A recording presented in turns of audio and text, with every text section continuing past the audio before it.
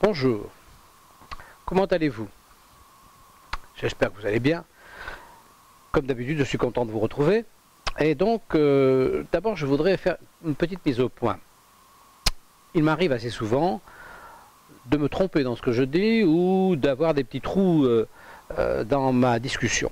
Alors, ça tient au fait que j'enregistre les choses sans montage, tel que je parle, ensuite vous l'avez. Donc c'est une espèce d'improvisation. Ceux qui font du théâtre et ceux qui ont participé aux ligues d'improvisation savent la difficulté qu'il y a à faire cela. Et je n'ai pas de téléprompteur, donc si vous voulez, je marche sans filet et de temps en temps je me prends les pieds dans le filet. Donc, notamment, hier, j'ai fait deux erreurs. J'ai, par exemple, parlé du salaire de Ronaldo en disant 4 et 5 millions. C'est évidemment 400 et 500 millions qu'il fallait entendre. J'ai oublié le mot aussi essentiel d'excellence, sur lequel j'aurai l'occasion de revenir souvent.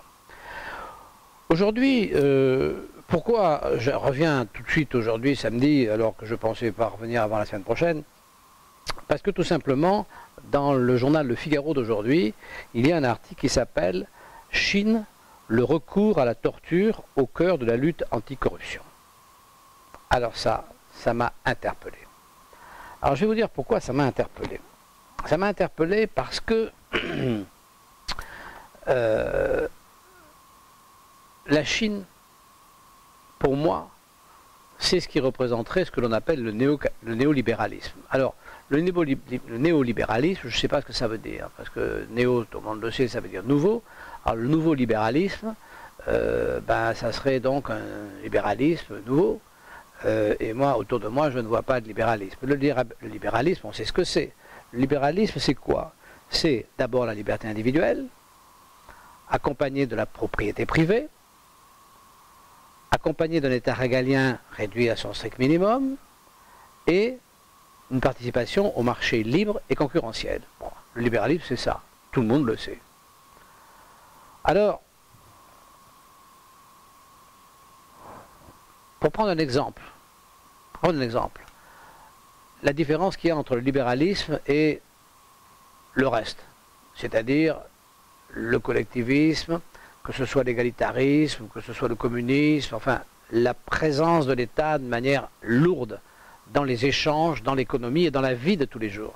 Parce que le libéralisme, il faut bien qu'on se mette d'accord, ça existe en économie, mais ça existe aussi dans tout le reste de la vie, c'est-à-dire c'est le respect de l'autre, le droit à ce qu'il expose ses idées librement, c'est-à-dire que le libéralisme, ça existe par exemple dans les arts, c'est l'inverse de la censure, ça existe en politique évidemment, c'est l'inverse de la dictature, enfin ça existe partout le libéralisme, c'est une manière de vivre où chaque individu est libre. C'est ça qui est important, qu'il faut bien comprendre. Par exemple, le libéralisme, c'est que l'agriculteur cultive ce que vous avez envie de manger. Parce que c'est vous qui décidez ce que vous mangez. L'inverse, c'est vous qui mangez ce que l'agriculteur a décidé de cultiver. Dans le premier cas, c'est la séduction, c'est-à-dire que l'agriculteur va essayer de vous séduire par des produits et puis vous choisirez ce que vous voulez et puis vous déciderez de ce que vous voulez et lui cultivera ce que vous voulez. Dans le deuxième cas, c'est la force. C'est-à-dire que l'agriculteur, pour des raisons qui lui sont personnelles, décide de cultiver tel ou tel produit et par la force, il va vous imposer de manger le produit qu'il a cultivé. On voit bien donc la différence entre le libéralisme et le reste. Alors, pourquoi je traite la Chine de néolibérale? Parce qu'on parle du néolibéralisme, moi, ce que je vois du néolibéralisme, c'est finalement des pays occidentaux dans lesquels, en principe au motif de la redistribution, en principe, l'État s'empare des manettes du pouvoir et impose ce pouvoir partout. Dans l'économie bien sûr, mais aussi dans la vie de tous les jours, parce qu'il intervient par des subventions, donc l'État amène sa pensée personnelle dans les arts, sa pensée personnelle dans tout. parce qu'il a les moyens de subventionner une presse dont tout le monde se fout mais qui est subventionnée, des théâtres dont tout le monde se fout mais qui sont subventionnés, des cinémas dont tout le monde se fout mais qui sont subventionnés, c'est-à-dire que l'État intervient, donc c'est ce qu'on appelle, c'est ce que j'ai l'impression qu'on appelle le néolibéralisme. Si c'est ça le néolibéralisme, ça veut dire que le pays le plus en avant là-dessus c'est la Chine, que la Chine n'est plus communiste, parce que le communisme c'est autre chose. Le communisme c'est l'État qui possède l'outil de production. Bon, ça marche d'une part, n'en parlons plus. Alors la Chine s'appelle toujours communiste, mais elle fait, à mon avis, enfin je pense, j'imagine, il y aura peut-être des gens plus compétents que moi qui ne sont pas d'accord, mais j'imagine qu'elle fait du néolibéralisme. C'est-à-dire qu'elle rentre dans le marché, et dans ce marché, elle ne lie pas cette pénétration du marché à la liberté individuelle. Elle rentre dans le marché avec son système relativement proche de notre système, sauf un peu plus violent, parce qu'il n'y a aucun espace de liberté, pratiquement pas ou peu, paraît-il, de propriété privée. Je ne sais pas, je n'ai jamais été en Chine, hein. Je ne peux vous dire que ce que j'ai lu, mais enfin, il semblerait qu'il y ait pas ou peu de propriété privée. Le capital, pas ou peu à des particuliers, plutôt un capital d'État, mais tout ça dans le marché. Donc on pourrait appeler ça une espèce de nouveau libéralisme, dans la mesure où c'est rattaché au marché. C'est-à-dire que, si vous voulez, sur les 4 points du libéralisme, on retrouve la Chine est rattachée au marché, on trouve un petit bout de propriété privée, un tout petit peu de liberté individuelle, énormément d'États régaliens. Pas régaliens, énormément d'États, pardon. Donc, dans cette Chine, néolibérale, on a évidemment les défauts de notre propre néolibéralisme, c'est-à-dire l'utilisation de la force par l'État à l'aide d'une bureaucratie très prenante. Et on a évidemment avec ça, on a les deux points qui vont fatalement avec, c'est-à-dire qu'on a d'une part la corruption et d'autre part la fiscalité. Alors chez nous la fiscalité est confiscatoire, il semblerait qu'en Chine elle soit encore plus confiscatoire puisque le capital appartient à l'État. Donc si vous voulez, on est assez semblables, sauf qu'ils sont plus en avant que nous dans ce système. Et c'est là que donc cet article du Figaro prend tout son sel. Parce que cet article, qu'est-ce qu'il dit? Il dit, il dit qu'évidemment ils n'y arrivent pas, parce qu'avec leur système qui n'est pas libéral, enfin néolibéral, avec ce système, l'État étant extrêmement présent, on se retrouve avec évidemment la corruption. Ça c'est absolument évident. Alors, contre cette corruption, qu'est-ce qu'on a? On a évidemment la coercition, la punition. Alors voilà ce que dit l'article. Alors il y a une procédure interne donc, qui a été installée qui s'appelle Shuangyi et qui a été mise en place dans les années 90. Alors voilà, je vous lis. Depuis le lancement de la croisade anticorruption, il y a 4 ans, plus d'1 million de membres du parti. Alors évidemment ça touche les membres du parti puisque c'est eux qui ont le capital. On est bien d'accord, hein, c'est-à-dire que ça ne touche pas tous les Chinois. Le capital étant entre les mains du parti, seuls les membres du parti sont susceptibles de l'utiliser d'une manière malvenue et de s'engager dans la corruption. Donc c'est eux qui sont visés. Hein. Ce sont les membres du parti qui sont les capitalistes dans ce pays. Hein. Alors, plus d'1 million de membres auraient été plus ou moins sévèrement sanctionnés selon la presse officielle. Des dizaines de milliers de cadres ont été exclus. Plusieurs condamnations de hauts dignitaires ont été spectaculairement mises en scène. Selon certains observateurs, cette croisade servirait aussi largement à éliminer les rivaux de Xi Jinping qui cherchent à consolider son pouvoir. Elle aurait pour effet contre-productif de tétaniser de nombreux cadres qui n'osent plus prendre la moindre initiative. De manière générale, la répression s'est considérablement accrue sous Xi Jinping, y compris au sein de la société civile. 200 avocats éminents ont été interpellés à l'été 2015. Bien.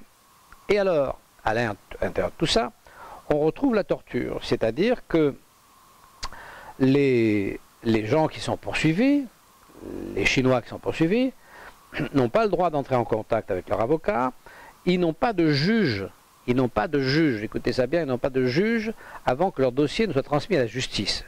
Et ils ont un taux de condamnation de 99,9%. Alors nous, on se plaint de nos tribunaux administratifs, mais là, ils font bien mieux quand même. Et on arrive à la torture. Alors, le rapport, qui repose sur les témoignages de détenus et de leurs proches, écrit diverses techniques de torture. Privation du sommeil, d'eau, de nourriture, et menaces envers la famille. Passage à tabac. Bien. Alors, on est là. On en est au fait que l'utilisation de la force, l'irrespect de la liberté individuelle, amène inévitablement à la coercition, qui amène inévitablement au non-droit et inévitablement à la torture. La torture étant considérée, je suppose, pour les Chinois, comme non-torture. Parce que les Chinois disent quoi? Empêcher quelqu'un de dormir pour qu'il avoue le fait qu'il est corrompu, bon, c'est pas de la torture. Empêcher lui dire que sa famille va être embêtée, pas de la torture. La torture, c'est pas ça. La torture, c'est ce que fait Daesh. On pend les gens, on les transperce d'un coup de couteau, on les met dans une cage, on les fait brûler. Ça, c'est la torture. On peut les écarteler, les empaler, ça, c'est la torture. Mais pour eux, pour les Chinois d'aujourd'hui, ils ont l'impression que c'est pas la torture, ça. C'est simplement une petite pression, pour que les gens se conforment à ce que veut l'État. Alors, là, c'est là que ça devient intéressant. Le parallèle avec nous est saisissant. Saisissant. Moi, je vais vous dire franchement, depuis plus de 10 ans, depuis 15 ans, par le fisc, je suis torturé. Il n'y a pas d'autre mot. Alors c'est une torture, évidemment, qui est encore plus, je dirais, sophistiquée que celle des Chinois. Mais parce que quelle est la torture du fisc? Ben, le fisc, quand il vient chez vous pour une raison X ou Y, parce qu'il considère que vous n'êtes pas dans la ligne du partage, dans la ligne de la redistribution, dans la ligne de l'égalitarisme, parce que vous avez acheté une Porsche, parce que vous êtes content, parce que dans votre tête, vous poursuivez l'excellence et vous considérez que vous avez droit à une récompense. Mais quand le fisc, quand l'État considère, l'État néolibéral, considère que votre liberté s'arrête bien avant, eh bien, il vous torture. C'est-à-dire qu'il vous envoie quelqu'un qui fait soi-disant ce qu'on appelle un contrôle fiscal. À l'issue de ce contrôle fiscal, il n'y a pas de juge, vous avez une notification, et puis vous avez aussitôt une prise de garantie sur vos biens. C'est-à-dire, en principe, tous vos partenaires sont informés, vous avez en principe une ATD à la banque, vous avez une information au tribunal de commerce, enfin, tout de suite, vous êtes dans la situation d'une torture sociologique. Donc il n'y a aucune différence entre cet organisme chinois qui persécute les membres du parti chinois et notre belle maison de Bercy qui torture des centaines de milliers de gens. Je vous affirme, et je suis sûr que vous qui me regardez, parce que si vous me regardez, c'est que vous avez le même problème, nous ne sommes pas Antenne 2 ni TF1, donc on se regarde qu'entre nous. Donc quand on se voit entre nous, on sait que nous parlons de nos tortures. Et nous savons que nous sommes torturés. Alors, voilà.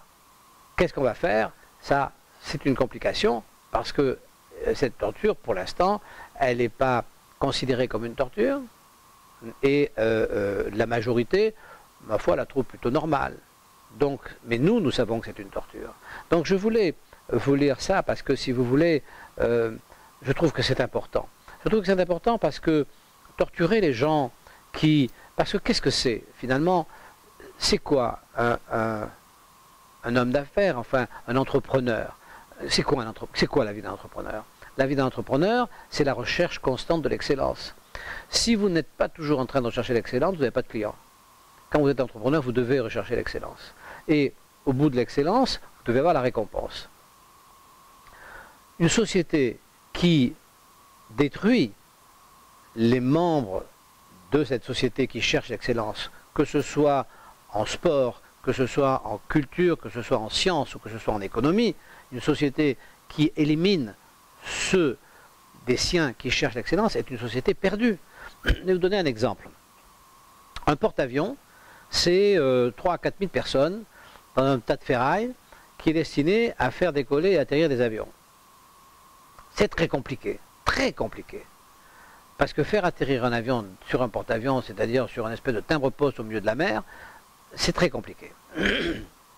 ça ne marche que si tous les membres qui sont à l'intérieur de ce porte-avions ont chacun le souci de l'excellence.